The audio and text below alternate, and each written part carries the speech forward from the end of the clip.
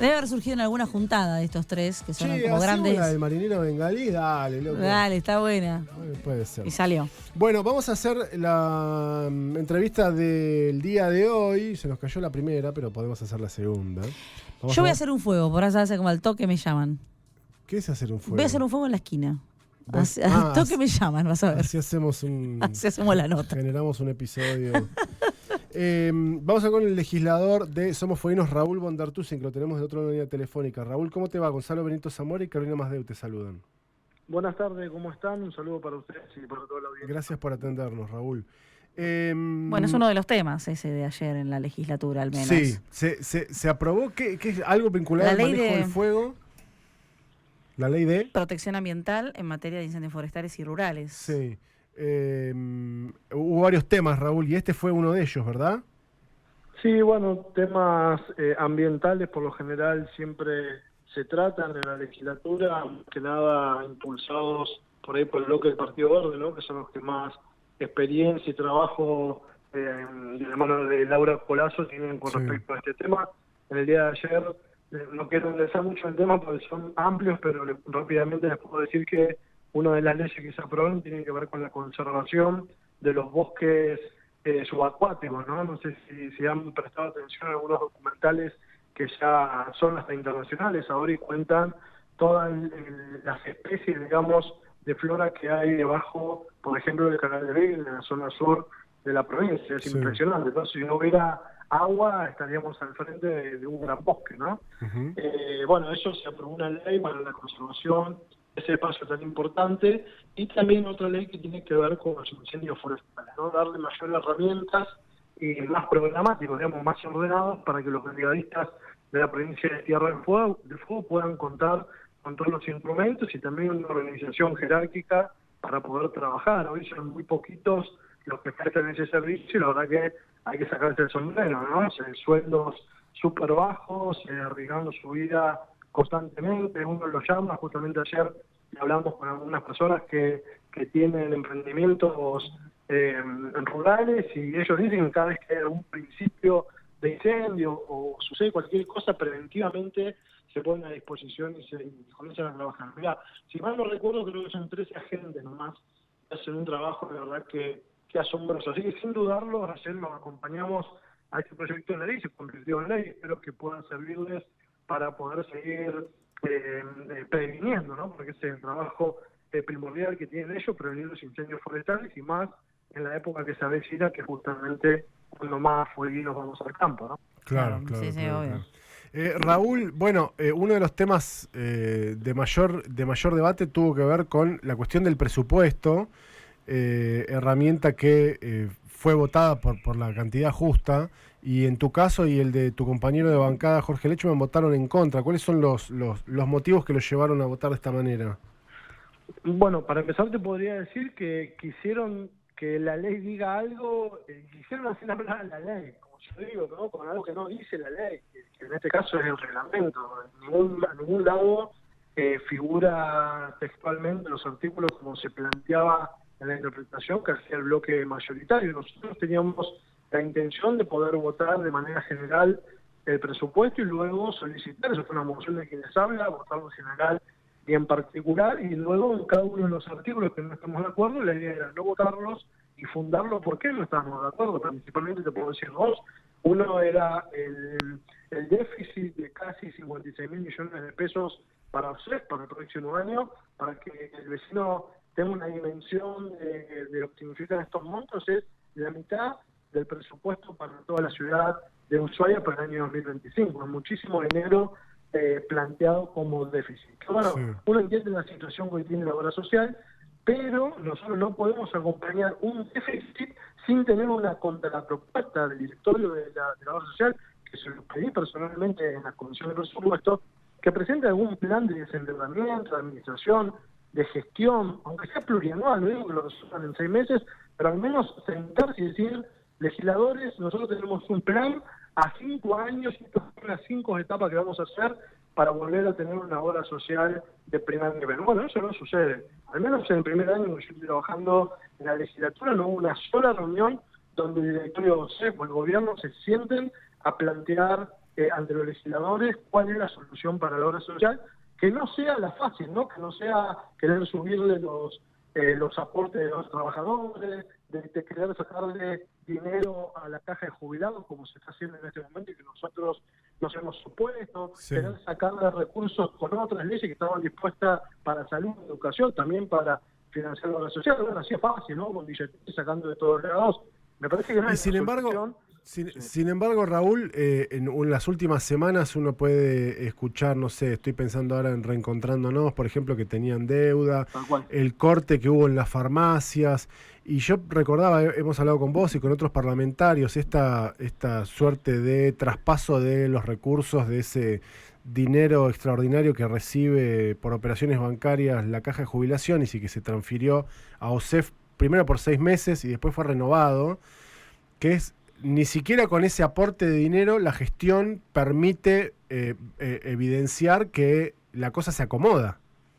No, claramente. Mira, cuando se vota la ley 1540, que justamente fue este primer plazo de 6 meses para quitarle esos recursos a la caja de jubilados, ni más ni menos, ¿no? Como si los jubilados hoy estuvieran, perdón la expresión, tirando mantener al techo, ¿no? Tienen unos sueldos tan muy justitos, en algunos casos por debajo de la línea de pobreza, y te digo que la mayoría está bajo lo normal, digamos que en otros lugares del país se está cobrando, encima van y le quieren sacar, o le sacaron ya con esta ley, esos recursos. Cuando fue la reunión nos decían, entre los legisladores que estaban de acuerdo, el gobierno, no sé, que esto venía a ser un salvataje y que iba a resolver la cuestión. Bueno, nosotros en ese momento lo dijimos hace 8 meses, ya pasaron 8 o 9 meses, dijimos esto no va a ser salvataje de nada. Esto únicamente lo que va a servir es para seguir alimentando económicamente al sector privado e ir desfinanciando el sector público de la salud. Nosotros, no hay mucho secreto acá, ¿no? Yo soy abogado, no soy contador ni economista, pero hay que solo usar el sentido común y el criterio. Si nosotros seguimos, nosotros no, porque no lo hago yo, sino que lo hace el Poder Ejecutivo o el Legislativo en algunas leyes, se continúa con el desfinanciamiento de la salud pública empieza a retroceder, los que avanzan y crecen en el sector privado. Claro. Ahora, ¿qué va a suceder cuando el 90 o el 80% de la salud de nuestra provincia se quede solo en manos del privado? Bueno, nos van a tener de rehén, como muchas veces sucede, que se atrasa un pago y te cortan todos los servicios. Acá hay que hacer un plan, como se hace paulatinamente, para volver a recuperar el sistema de salud público en Tierra del Fuego, como supo ser en algún momento, y que el sector privado sea accesorio a aquellos servicios de que el Estado de la salud pública estatal o pública no pueda responder. Como era antes, yo digo, Gonzalo, lo que somos todos los días acá, a mí me dolía el dedo del pie, la uña, el pelo, y yo pensaba venir al hospital, y automáticamente me iba al hospital, no se me ocurría ir a la clínica. Hoy eso en las últimas décadas y media ha cambiado totalmente. Hoy a nadie se le ocurre ir al hospital, o son muy pocos los casos, porque nos encontramos, y quiero aclarar, no es culpa de los recursos humanos del área de salud, porque ponen toda su buena voluntad para trabajar, pero si lo dejas sin insumo, lo dejas sin médico, lo dejas sin mantenimiento de la maquinaria, sin mantenimiento de los edificios públicos, bueno, muchos recursos humanos no pueden ser más allá de su buena voluntad o de vocación. Entonces, secreto acá no hay. Acá lo que hay que hacer es fortalecer el sector público de salud, eso es lo que tiene que hacer el gobierno de la provincia para poder de a poco ir dejando del lado del sector privado y poder generar una buena política sanitaria en la provincia. Vuelvo a decir que es importante esto, porque por eso decía recién, yo no soy ni médico, ni contador, ni economista, soy abogado, pero creo que tengo sentido común y criterio, como lo tiene cualquier vecino, para pensar que el problema está en haber desfinanciado por tantos años el sector público de la salud, y hoy nos encontramos de rehenes solamente con lo que el sector privado quiere hacer con cada uno de los foguinos, ni hablar con los que tienen son afiliados o beneficiarios de OSEF. Es complicado, es una situación difícil, sin dudas, pero bueno, es un tema bastante que hay que abordarlo de fondo, ¿no? Porque sin dudas también hay unos intereses por detrás que no se están dejando entrever, y me parece que eso también hay que ponerlo sobre la mesa. Bueno, los representantes, por ejemplo, porque hablamos del sector privado, pero también lo he dicho, se han enojado conmigo, pero bueno, yo tengo, el que me conoce sabe que mi característica es hacer lo que digo, y lo que digo lo digo. Yo no tengo cosas que escondo o que estoy condicionado. Ahí en la obra social, no sé, hay 2 representantes, son 2 directores, uno que representa a los trabajadores y otro que representa a los jubilados. Y ese día en la comisión, el representante de los jubilados nos dijo de que era la mejor obra social que por poco tenía el universo y que los problemas no existían y yo la verdad que lo tuve que cruzar porque hasta hace 2 meses, no sé si ustedes recordarán, los pobres abuelos jubilados de nuestra provincia, de las 3 ciudades, hacían cola por una cuadra y media, 6, 7 horas, 8 horas, yo lo vi, no me lo contó nadie. Claro. Adultos mayores de 70, 80 años haciendo colas. Entonces, ¿de qué me están hablando que tenemos la mejor obra social del país? Teníamos más de 120 prestadores y yo no sé si llegamos a los 20 prestadores.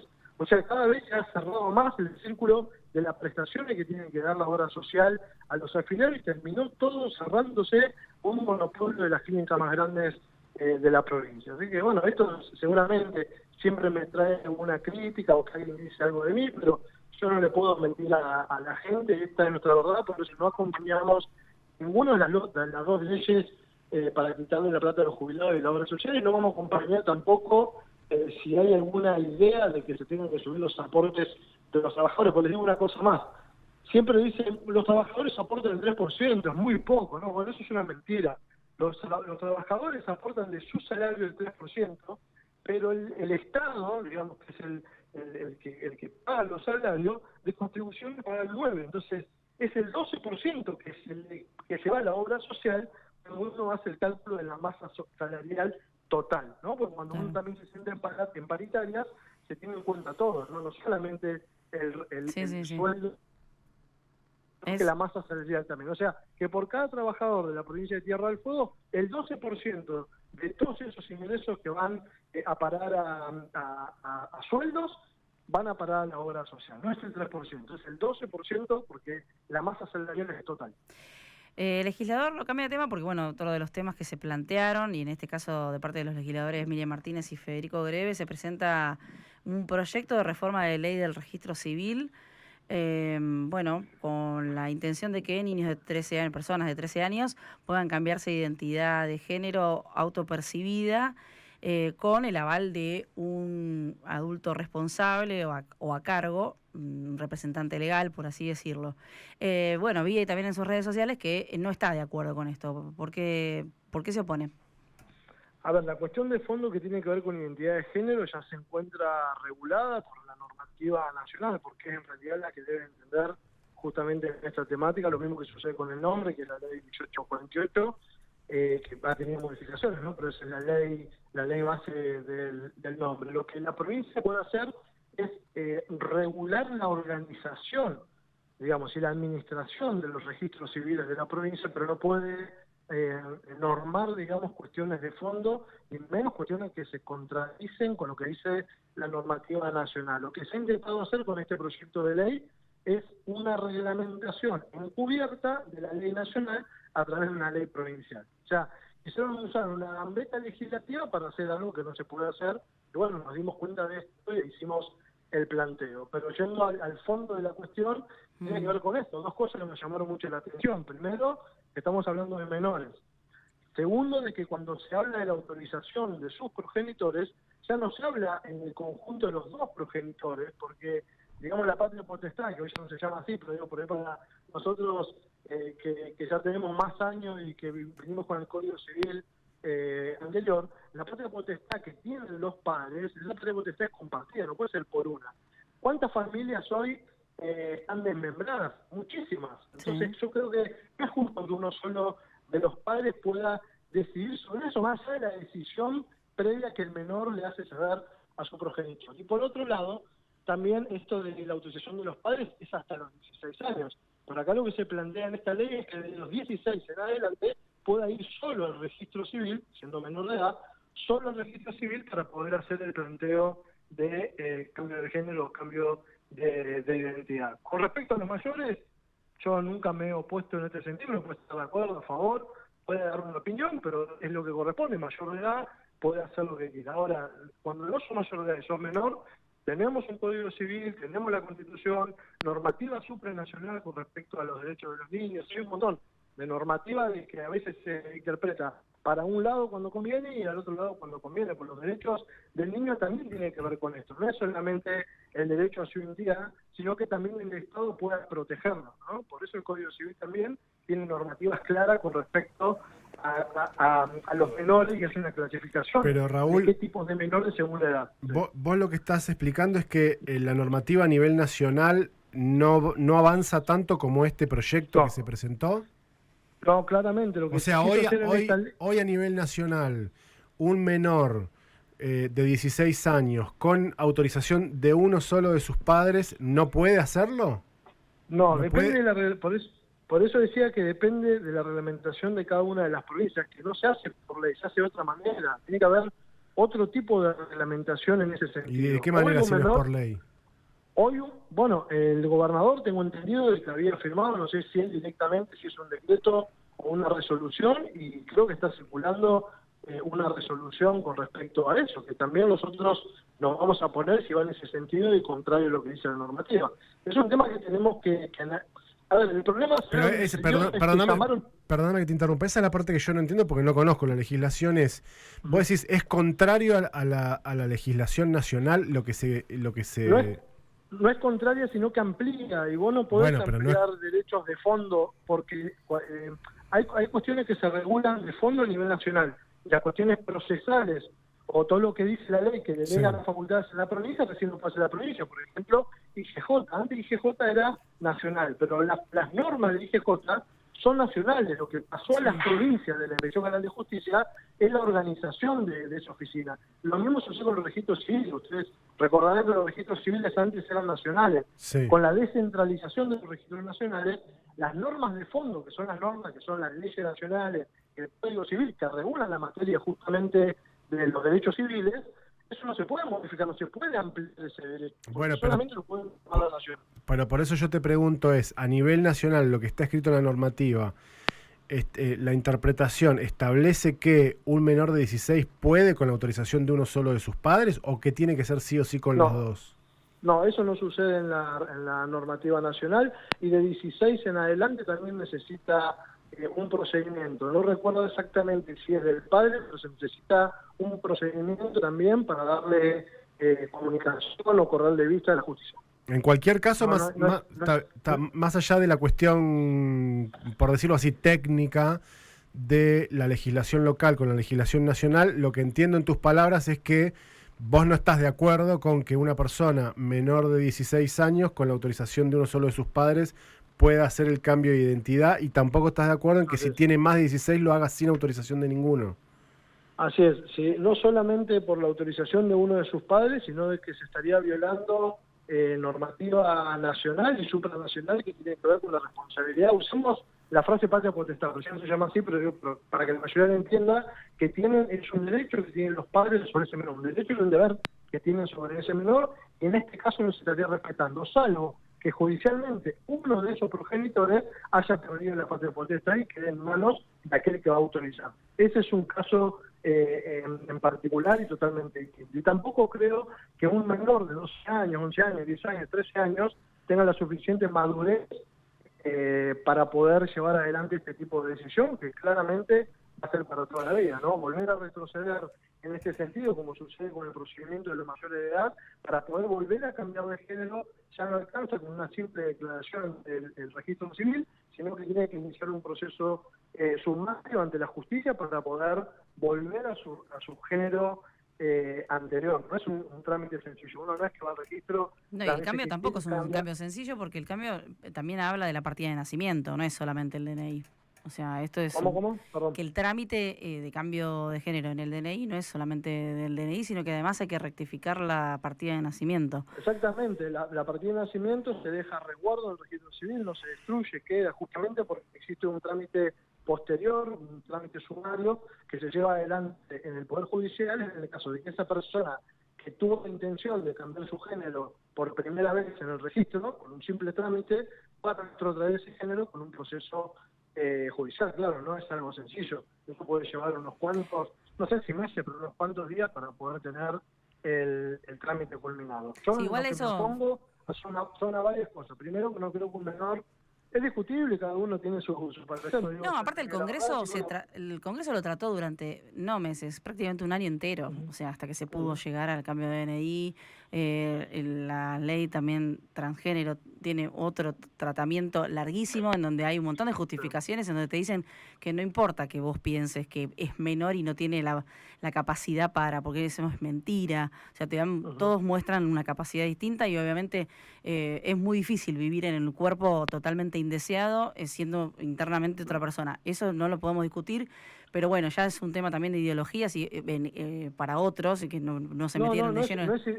No es ideológico, es una situación legal, es una situación jurídica donde uno no puede... La parte jurídica es re necesaria, sí, que estemos avalando, pero yo creo que más allá de eso hay que estar hoy apoyando como gobierno y como Estado políticas que la ESI todavía no logró. O sea, hay gente directamente diciendo con mis hijos no.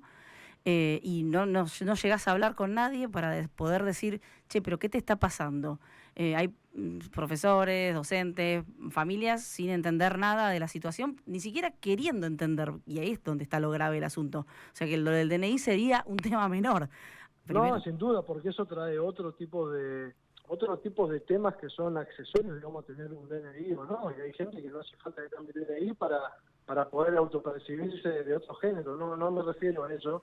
Yo estoy hablando más de lo técnico, de qué es lo que, de donde les tengo que hablar a ustedes, porque yo soy legislador, soy el que hago las normas, y yo estaría opinando, digamos, una cuestión ideológica, me parece que no sería lo correcto, ¿no? Yo estoy hablando desde el punto de vista de lo jurídico para decirle por qué esa norma que se estaba intentando aprobar no corresponde que sea, porque y no avanzó. La deficiencia de lo técnico jurídico. Ahora, si quieren que lo hablemos desde el punto de vista político, yo lo que les planteé también es, nosotros no podemos hacer una comisión de 10 minutos llamado un viernes a las 9 de la noche para tratar un tema tan complejo como este. Sí. Como vos bien decías, duró años, porque vos no decís tratamiento un año, no. La lucha viene hace muchos años.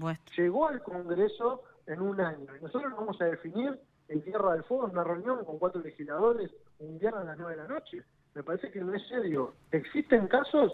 Existen, bueno, pero tenemos que dar todas las posibilidades legales para que esos casos se puedan detectar uno por uno. No se puede legislar generalmente cuando una normativa no te permite que vos amplíes los derechos que son sustanciales y son derechos que únicamente se marcan de fondo a nivel nacional. Eso es lo que quiero decir, ¿no? No es que me pongo en contra de nadie, yo siempre digo, cada caso es un mundo y todos tienen su diversidades y yo eso lo respeto. Lo que no quiero es que le faltemos respeto a la Constitución y a la normativa. Hagamos lo que tenemos que hacer. Y si queremos de que esos derechos se tienen que ampliar, tenemos que ir al lugar donde corresponde. Que en mi parecer, desde lo jurídico, vuelvo a decir, tiene que ser en el Congreso de la Nación y no en la legislatura o en un Consejo Liberal. Raúl, entiendo entonces que el proyecto no avanzó. No, el proyecto volvió a comisión, no lo mandamos a archivo porque es como te decía recién, no es que uno se cierra, sino que mandémoslo a comisión, miremoslo, o sea que intentaban meterlo sobre tablas, no venía de comisión, no tenía dictamen de comisión. No, venía con estado parlamentario, pero no había sido tratado, al menos mientras yo estoy en esta legislatura, no había sido tratado nunca en comisiones. En el último año no se discutió en comisión. No se discutió. Entonces rápidamente, un viernes, vuelvo a decir, a las 9 de la noche, convocan a todos los legisladores para el lunes a las 9 de la mañana, me parece, para tratar ese y otros asuntos más que sí fueron saliendo en la sesión. Es un tema muy complejo para poder analizarlo en un fin de semana, justamente. Es un tema que ha demorado muchísimo tiempo en su discusión y tratamiento, no solo social, que todavía sigue la discusión, sino que aún más, que creo que es lo importante, porque es lo que habilita en el Congreso de la Nación a través de una ley que luego se aprobó, ¿no? Y salió. Raúl, te hago la última consulta. Hubo modificaciones también de la representación del Parlamento en el Consejo de la Magistratura, si eso uno lo ata también con cómo se dio la votación del presupuesto, da la sensación que hay una reconfiguración con una nueva mayoría. ¿Vos entendés que esto es lo que está ocurriendo en el Parlamento? ¿O son votaciones circunstanciales? ¿No? Bueno, a ver, lo del Consejo de la Magistratura salió por unanimidad, fueron los 15 legisladores que acompañaron a la legisladora Boto y al legislador Greve. Pero primero se dio así, primero votaron de una manera claro, y después fue por unanimidad. Claro, primero lo que sucedió es que yo voté con la mayoría porque era lo que habíamos acordado. Sí. Hubo una confusión ahí cuando se comenzó a hablar con los bloques en la votación, veníamos de otras discusiones también, creo que ya ya había pasado el presupuesto, bueno, fue algo medio complicado también la votación del presupuesto, no nos permitieron votar en particular, por eso lamentablemente tuvimos que votar en negativo todo el proyecto de presupuesto, un tema pendiente para el próximo año, que desde la presidencia de la legislatura tengamos una reunión con todos los legisladores para analizar esos puntos del reglamento para la próxima. Pero lo que sucedió es que yo cumplí, digamos, con lo que habíamos dicho, y luego de que terminó la votación, los otros legisladores tuvieron que votar de esa manera porque es lo que habíamos acordado. La verdad que fue como una confusión general que se armó en el medio de la votación, porque no teníamos previsto que se vote en Consejo de la Magistratura. Estaba terminando la sesión y la legisladora Emilia Martínez hace una moción para que se elijan las nuevas autoridades del Consejo de la Magistratura. Así que vos imagínate que en ese momento, en 5 o 6 minutos, tuvimos que ir decidiendo algunas cuestiones y bueno, se llamó a votación y sucedió lo que sucedió. Pero la intención siempre fue de que el Consejo de la Magistratura sea una decisión unánime de todo el cuerpo, porque no representa ni más ni menos que a toda la legislatura. Y indirectamente, justamente los representantes del Poder Legislativo son los representantes indirectos, digamos, que tienen todo el pueblo de Tierra del Fuego. Así que yo creo que hay que ser responsable en la elección del Consejo de la Magistratura y debemos estar todos de acuerdo con eso. Está bien, perfecto. Raúl, gracias por tu tiempo. No, gracias a ustedes, como Muchas siempre. gracias. Hasta luego. Un saludo, hasta luego. Chau, chau. Raúl Gondertusen, legislador provincial del bloque Somos Fueguinos, contándonos un poco. Siempre se tratan un montón de temas, entonces hay que hacer como un recorte de los 2 o 3 que tal Es un vez montón. generan mayor debate, mayor discusión, no solamente en el Parlamento, sino también en la sociedad. Lo cierto es que la situación de OSEF, el presupuesto, la modificación de esta normativa vinculada a los registros civiles y dije Consejo de la Magistratura ya, bueno, Sí. el Consejo de la Magistratura son los que generaron más discusión, si se quiere.